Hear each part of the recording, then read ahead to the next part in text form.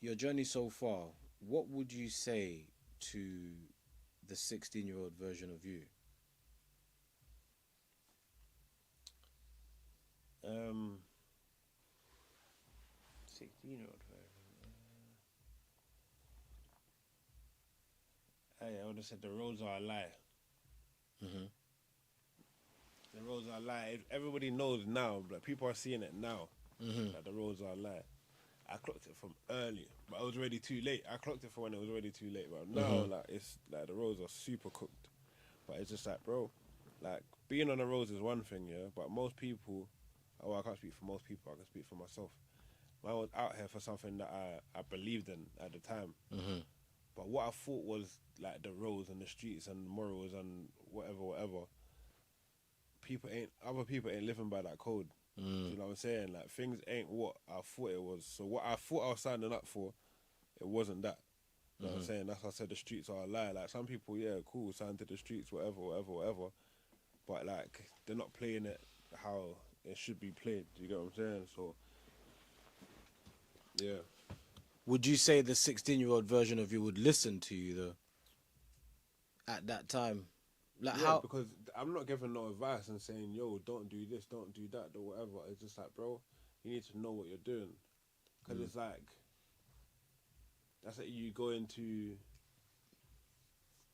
I don't know, to say start a job, for example, and you think Mm. the job's going to be one thing, and then you get there on a day and it's something completely different. You're like, I wouldn't have signed up for this if I knew what this was going to be. I thought Mm-hmm. it was going to be something else. Yeah. Do you get what I'm saying? So if somebody has shown me, like, yo, it's not what you think it is, then maybe. Because I've been doing a lot of like youth projects and stuff like that.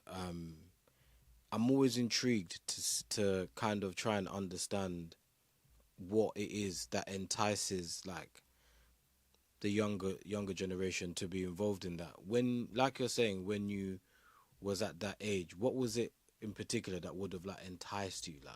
There was no enticement from anything.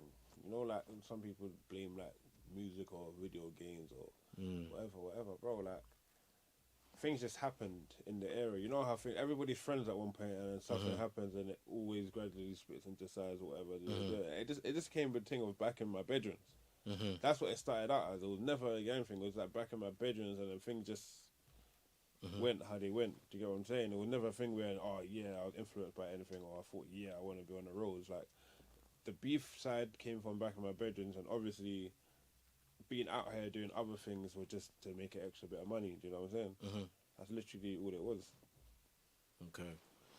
I've also always wanted to ask you again. It's up to you if you want to answer, or we can just skip this question. Like I really respect like your comeback power. I feel like you have something within you that is like It's a comeback yellow power. card still. Huh?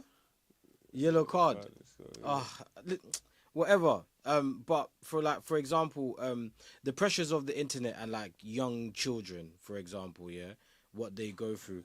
You've had this guy's dumb, you know. Trying to have a genuine conversation with the guy. And I'm sorry, go So on. go on. Let me look in. But like, okay, so the incident that you've had a few incidents where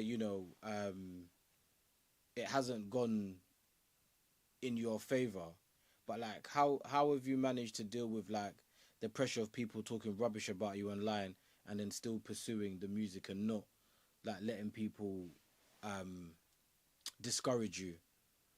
What would I have been discouraged by?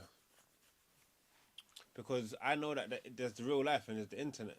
Do you Uh-huh. know what I'm saying? I know what's going on in real life. People only see what they see on the internet. Mhm. Do you know what I'm saying? So if maybe everything that was being said on the internet was true, maybe it would bother me. Do you know what I'm saying? But I know what's happening in real life and I know what's really going on, and I'm at peace with what's really going on in the streets. You know what I'm saying? Mhm. Or in real life, should I say?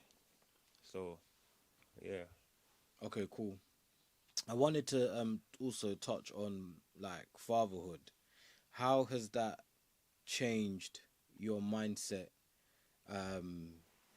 Complete. Yeah. In fact, how has it just changed your mindset, like becoming a father? I just know that in every decision I make or anything I think about or consider, I have to think about the effects of that it could be on my son as well, rather than just making decisions for myself. You know what I'm saying? And I just know that like I have to be there, like fully be there. Like, you know what I'm saying? I can't be in jail. I can't be dead. I can't be busy doing like I can't be giving energy to things and people that wasting energy on things and people when I can be like directing it to my son. You know what I'm saying? So. What would you say is one thing that you've learned through the industry in particular that you would want to pass on to him in terms of knowledge-wise? Through the industry, Like I'd say, like, you know, perseverance, hard work. What some of the traits that you've displayed to get to where you've got to? one thing I'd definitely say is hard work beats talent. Mm-hmm. I'll definitely say hard work beats talent, and I'll say you have to learn how to navigate in different spaces. You know what I'm saying?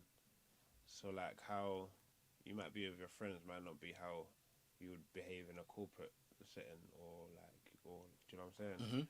Because I feel like it took me a while. Even now, I still have problems with like bringing not the street stuff into the industry, but like, you know, when you deal with certain people and people in the industry might violate, how you deal with it on the road will be different than how you deal with it in the industry. Do you know what I'm saying? But it's like, bro, like people are like saying certain things or talking about contracts or something. I'm just like, you know what I'm saying?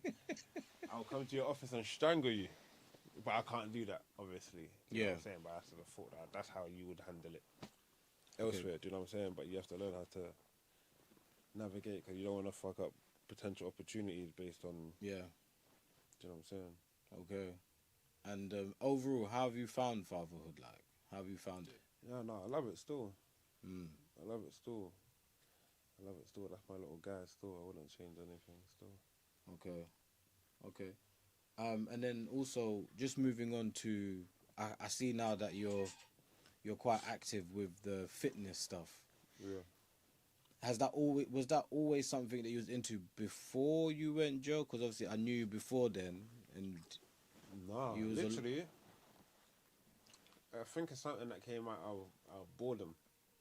Because when I went in jail, I was tall, skinny, like lanky, and I was in jail for like a year and a bit, and I didn't go to the gym once. I didn't care.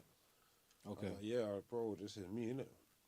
Before I was on the roads, before I went jail, I was getting girls. Never got like I was winning all my fights and that. Like there was no, and I was playing football, and there was no reason for me to need to go to gym. I wanted to go to gym. I was in jail just doing nothing. I just got bored. Like got to part in the sentence. So like I might as well just start banging the gym. You know what I'm saying? Why for that? But yeah. Would you say in the UK scene the game is more unity or more rivalry? It's every man for themselves. Like everybody just doing their own thing. You know what I'm saying? But I just feel like I don't know if it's intentional. I just feel like things just have to be beneficial for everybody. Do you know what I'm saying? People are like, oh yeah, people should help, people should do this, people